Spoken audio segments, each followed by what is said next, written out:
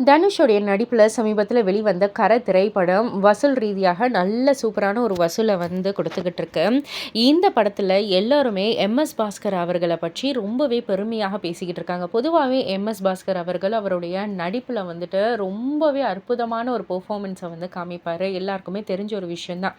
இந்த படத்தில் வந்துட்டு அந்த கிரெடிட்ஸில் வந்துட்டு எம்எஸ் பாஸ்கர் அப்படின்ற ஒரு நடிகருடைய பெயர் இல்லைன்னா அவர் நடித்தது அந்த கதாபாத்திரம் வந்து நடித்தது எம்எஸ் பாஸ்கர் தானா அப்படின்னு வந்து யாராலையுமே நம்பியிருக்க முடியாது. அந்த அளவுக்கு அவருடைய தோற்றம், குரல்னு எல்லாமே மாறி இருக்கும் அப்படின்றது தான் நிறைய கருத்துக்கள் சோஷியல் மீடியாவில் உலா வந்துகிட்டு இருக்கு.